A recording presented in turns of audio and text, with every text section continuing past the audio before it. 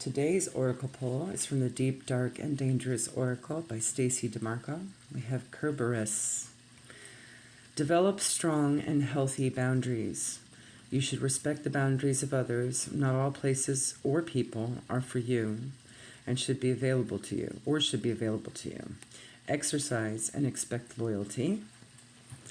At the gates of the underworld there lies a huge hound. He yawns, 3 yawns, for he has 3 massive heads. The hound sniffs the air and turns languidly to see his master Hades walking towards him.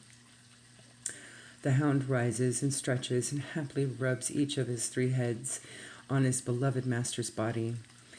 His spiked tail wags. Hades pats the head of his guardian at the gates, knowing all will be well. Cerberus is watching. There is a saying that we don't deserve dogs, and the author, Stacy, believes this to be a fine truth, even if we are speaking of the hound of Hades, a hellhound. Cerberus is possibly one of the most written about dogs of any ancient world, and appears in many stories, not just featuring his master Hades, but many Greek heroes. He is a dog with a job, and he guards the gateway to the underworld to ensure that none of the dead leave the realm. The most well-known myth of him is the story of him being taken from Hades by the hero Heracles as part of his 12 labors. Heracles killed his own wife and children after being made temporarily insane by the goddess Hera. After visiting the temple of Apollo at Delphi to try and work out how he would make amends, Apollo instructs him to go to the king of Mycenae and serve him for a week. The king hates him and wants him dead. So he sets 12 increasingly impossible tasks for him to complete. After Heracles is successful on the first 11 labors, the king decides to set him the task of bringing back the hound of Hades to him as the 12th. Heracles has Hermes, a psychopomp, that is, a figure who can guide him in the underworld, and Athena to help him. Heracles enters the underworld at one of the known entrances and proceeds to find Hades.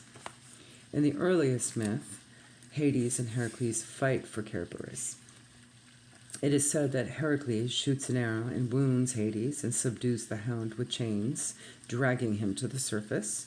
Later myths suggest that Hades agrees that Heracles can take Cerberus with him, but only if he is able to subdue him without a weapon.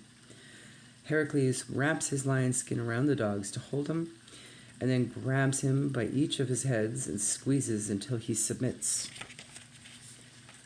Once on the surface at the temple of Demeter, Cerberus is startled by the sunlight and vomits venom and foam bile all over the flowers at the exit, giving the plant aconite its poisonous nature. He struggles mightily, and Heracles manages to exhibit the hound to people in the cities along the way. Heracles is widely criticized for this because of his lack of humility and excessive pride. Finally, Cerberus is presented to the king, and the labor deemed successful. Some say Heracles took Cerberus home, but more popular is the account that, like all good boys, Cerberus found his way back to Hades and never left again.